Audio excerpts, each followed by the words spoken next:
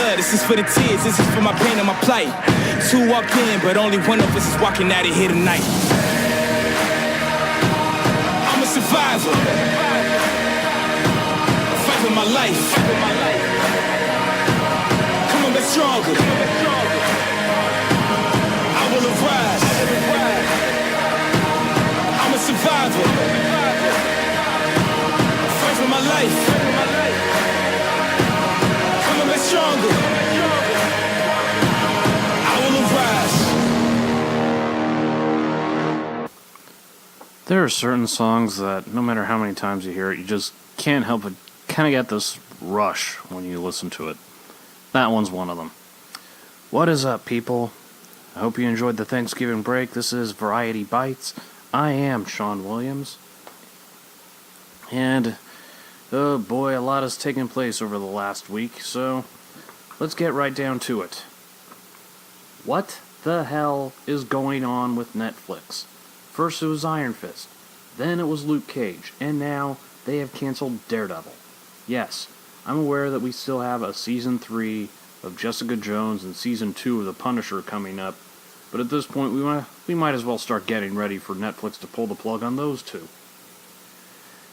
So, word is that there's been a lot of talk that Marvel's deal with Netflix is coming to an end, and that and Disney is starting their own streaming service in 2019, Disney Plus, and that's going to feature a lot of Marvel stuff, including a series of Loki, which will have Tom Hiddleston reprising his role as Loki, and a series about the Scarlet Witch with Elizabeth Olsen also reprising her role.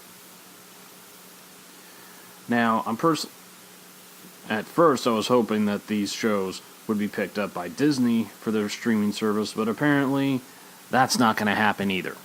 Although Marvel did issue a statement that we will see more adventures involving Daredevil. But, at this point, unless they get somebody that's just extremely high caliber to play the character of Matt Murdock and do a better job than Charlie Cox did, I don't know if I want to see it. Because, honestly, I think every one of the lead characters in the Netflix shows, from Charlie Cox as Daredevil to Kristen Ritter as Jessica Jones, and the list goes on, they did their characters to perfection. Now, I will admit, Finn Jones as Danny Rand, aka Iron Fist, that took some adjustment, but you know what? He grew on me. Now, there's also been rumor that they may make a series that features all of them, kind of like Defenders, which I'd be all in favor of that. Now, some of the reason why I'm ticked off that Daredevil had the plug pulled on it is because of the fact that we never got to see the Bullseye costume, and we never really got an answer. How is it that Matt Murdock survived the events of Defenders, but there's still no sign of Elektra? That part bothered me. I will say the other thing I took out of Daredevil is that Vincent D'Onofrio just really played the role of Wilson Fisk down to a science. Now, I would be just fuming at Netflix over this. But the only reason that I'm not going full on Hellfire and kind of fury on that one is because they did save a show that my mom likes in Designated Survivor, and they also saved Lucifer from cancellation. So, I can't hate on Netflix too bad about that one. But for Marvel, you're making a huge mistake not doing something with those characters, because the actors and actresses that you had play the characters that they did on those shows were just phenomenal, and you try recasting them, I got news for you. They set that bar pretty high. So, you think you can recast those characters and do something else on some new series? Good luck with that. Elsewhere in superhero news, John Cryer has been cast to play Lex Luthor on Supergirl, and is set to debut during this current season of Supergirl. I'm not sure how I feel about this one. Not that I have anything against John Cryer, far from it. I've loved his work and everything that he's done. I've just always pictured Lex Luthor to be cold, calculating, sinister, and diabolical. All of the things that Jesse Eisenberg wasn't in Batman vs. Superman and Justice League when he played Lex Luthor. Then again, maybe this can be redemption for when John Cryer played Lex Luthor's nephew in Superman 4 and how horrible that movie was. Quest for Peace, my butt. Alright, during the Thanksgiving week, I got to see 2 new movies, one of which happened to be Creed 2. I've always been a fan of the Rocky movies, even though I'm sure many would love to wipe Rocky 5 out of their memories, including myself. But Creed, when it came out, was quite surprising, and it became a hit. Creed 2 was a great follow-up to the first movie, and it doesn't disappoint. It felt less like a franchise linked to the Rocky franchise, and it felt like if it didn't become its own thing when the first movie came out, it definitely has become that with this movie. And on social media, Sylvester Stallone went and said that he was retiring the character of Rocky Balboa. Given, this is not the first time he said something like that. Hell, even Dolph Lundgren went as far as to say about Stallone and his announcement that, yeah, I heard that before. Yeah, so have we. However, if he is speaking the truth, then I think Creed 2 was a good way for the character to walk off into the sunset, so to speak. And frankly, I don't know if I want to see a third movie, just because the only other thing, I mean, you don't want to kill off the character of Rocky, kind of like how they did with Mickey in Rocky 3. Trust me, nobody wants to see that on the big screen. So, like I said, I think Creed 2 was a great send-off for the character of Rocky Balboa. And if you haven't seen the movie yet, when you see it, you'll know exactly what I'm talking about. Now, if only they just left Rambo alone, because how they ended that movie was a great send-off for that character. But lo and behold, they're making another one of that one. But the other movie that I watched and enjoyed was Ralph Breaks the Internet, aka Wreck-It Ralph 2. Like with Creed 2, I enjoyed the movie a good deal, although I'm not so certain that I liked it more than the first Wreck-It Ralph, but I enjoyed it. I enjoyed the video game references and the internet references too, especially about how brutal and relentless comment boards can be. I know I have this on YouTube as well, and I have never really read the comments, since if there's one thing I've learned in this day and age, it's that there is always going to be internet trolls that gotta hate on something just for the sake of hating something. It's probably because if they don't hate on something, they'll probably just drop dead. So to all those internet trolls, and you know who you are, let me just say this: bite me. But back to the movie. John C. Reilly delivers as Ralph once again, and Sarah Silverman, you cannot help but love her as Vanellope, just like in the last movie. Gal Gadot's character in the movie couldn't help but have flashbacks of her days in the Fast and the Furious franchise. But it was definitely a good family movie, and the bottom line is how these 2 movies came out, and I enjoyed them both.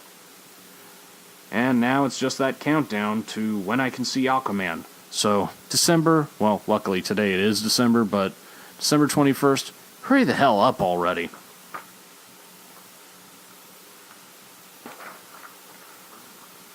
And the White House Correspondents' Dinner announced that it's going to break their long tradition, and they're not going to have a comedian at the event, following how Michelle Wolf did last year.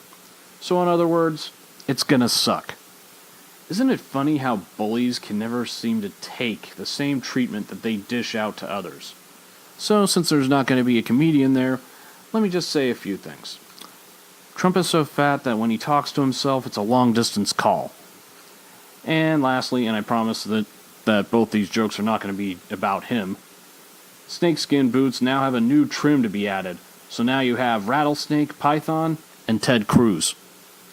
I never said these were good, as I'm not a professional comedian. Hell, I'm barely an amateur one. But I can't believe I did all that in one breath. But gonna take a quick break. We'll be right back right after this, so people, don't go anywhere.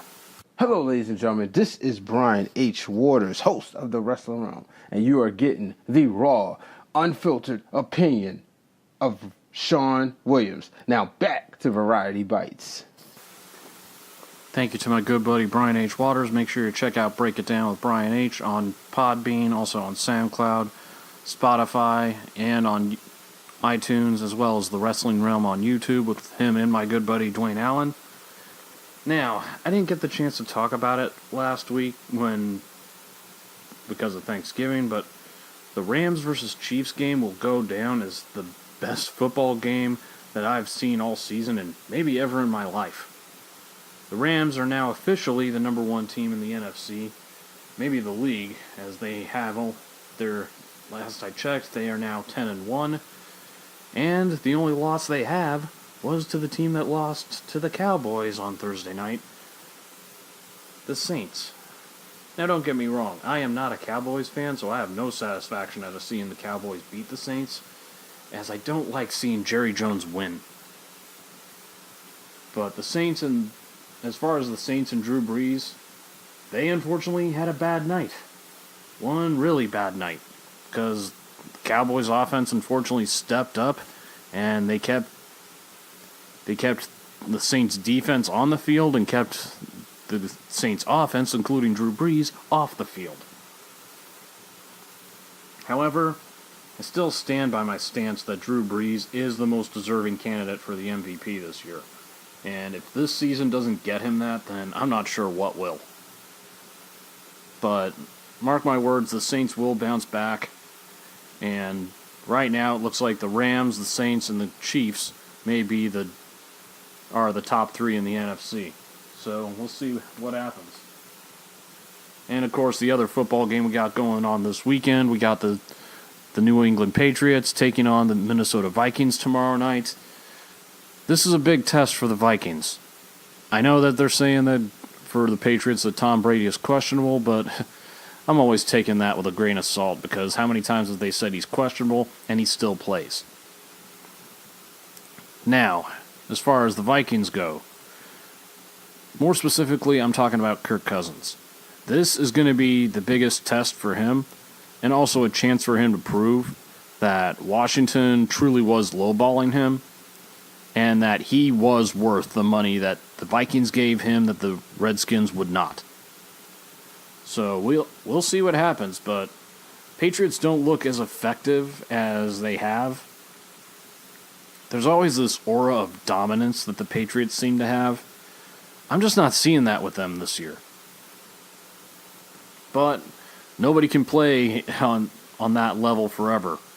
Not even Tom Brady. Back to the movies and superhero stuff. Social media reaction to Aquaman so far has actually, for those that saw advanced screenings, thus far has been pretty good. And you know, I am really just hoping that this movie doesn't suck. DC movies have kind of struggled for the most part, with the exception of Wonder Woman. And visually, the movie looks amazing. That, and I like that they stayed true to Black Manta and how he looks, but also that one shot where you see the orange and green outfit, of course, made it to look kind of like armor for Aquaman. And I know Jason Momoa takes a lot of heat from people about him playing the character of Aquaman. I just have this feeling he's going to surprise people. He didn't really get the chance to truly shine in Justice League, and I think that this will now truly be his opportunity to do so. Of course, the other thing for this movie that's drawing me to it is Amber Heard, which she looks just flat out stunning as a redhead, not to mention in the Aquagirl outfit, but you know what, let's face it, I will see just about anything with her in it. You don't believe me? The movie Paranoia was a complete bomb, but I still went and saw it on its opening night. Why? Because of her. And that's... What can I say? I'm wired like that. Hell, to this day, I still love the movie Drive Angry and the River Why because of her.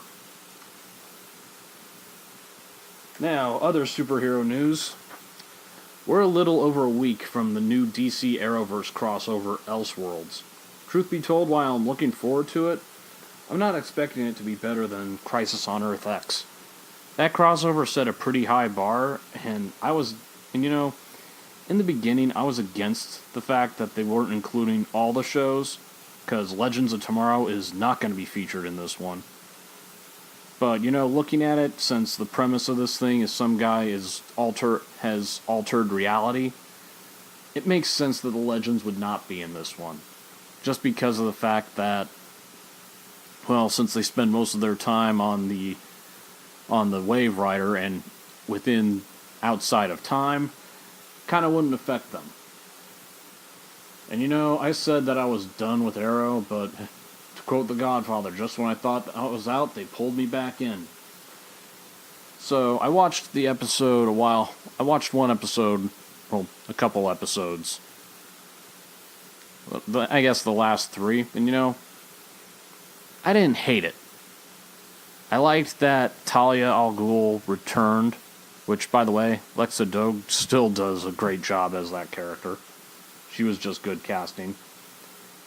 And Katie Cassidy has taken it to a new level, as I don't think it's right to call her Black Siren anymore, to just call her the Earth 2 Laurel Lance. Because she's really she adds a new dynamic to the character. Like, she was bad but trying to be good. And really embracing being, since Laurel Lance is now the DA, she's embracing that part. But also surprising was Michael Jai White of Spawn fame reprising the role of Bronze Tiger, but in the last episode, you kind of see that he's not really trying to be the bad guy anymore, that prison's actually changed him. And I liked where he said to Oliver Queen that, the Green Arrow, his problem was he only saw everything in black or white. But now that you've been in here, you kind of see that there's some gray in there too. And that's, of course, the biggest thing which happened in the last episode. Oliver Queen finally out of prison after 7 episodes. Thank God. Look, you've had this show going on for this season for 7 episodes, and Oliver Queen was still in jail. I mean, it didn't take that long to get Barry Allen out of jail on The Flash last season. Now, from what I saw in the trailers, it looks like we do see him back in costume again. But of course, they did say that the show did have that anti-vigilante law, but not necessarily. Now, if Star City PD, which Dino Drake is still, aka Black Canary, is captain, she could actually deputize Oliver Queen as the Green Arrow, and, well, they can't touch him. So, here's the things that stand out to me on what gives me some hope on this show. Oliver Queen is finally out of jail. This new Green Arrow that we've been seeing, we still don't know who he is. So I'm intrigued on this one. And I guarantee we'll see a face-off between these two. We got the crossover coming up, so I'm curious to see how that one pans out. And also is the flash forwards, which I still have issue with. Although I will say for Colton Hayes as Roy Harper, but being an older Roy Harper, I am intrigued by what he's done with that character, playing the older veteran Roy Harper. But also the fact that they said the most beautiful words I could hear on Arrow. Felicity Smoke is dead.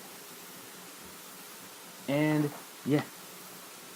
yes, to the diehards of that fandom, I mean pushing up daisies, gone to meet her maker, She's an ex-Felicity, stone freaking dead. Not only dead in that future, but apparently murdered and became just like her father, the Calculator. So she became a villain. Frankly, I'd call that a mercy killing in a promising future. And I will say this from what I've seen of Ruby Rose as Batwoman. She definitely looks the part. I mean, really looks the part. Like, it's just spot on accurate. So, why am I still hesitant? Because I haven't seen her speak and act as that character just yet. But I'm hoping she proves me wrong. And finally for the night, Venom is going to be available on digital December 11th, which I still did not mind that movie. I mean, it wasn't perfect, but I still enjoyed it. But also, one movie that came out is The Predator. Take my word for it, you're better off avoiding that movie, because this movie was so bad it made Predator 2 look like Schindler's List. Then again, what do you expect from the same director that butchered the Mandarin and everything else in Iron Man 3? You want to talk about some movies that you wish you could just take the only copy of it and just take it for skeet shooting practice? That's The Predator. And they left it open for a sequel, but God help us if they do. Because I don't know how well that movie did, but it could not have done well. And lastly, so they released a new trailer for Happy Death Day 2U, the sequel to Happy Death Day. They're saying that it's the first trailer. No, it isn't. The first trailer for Happy Death Day Happy Death Day 2U was aired before the movie Halloween in the trailers.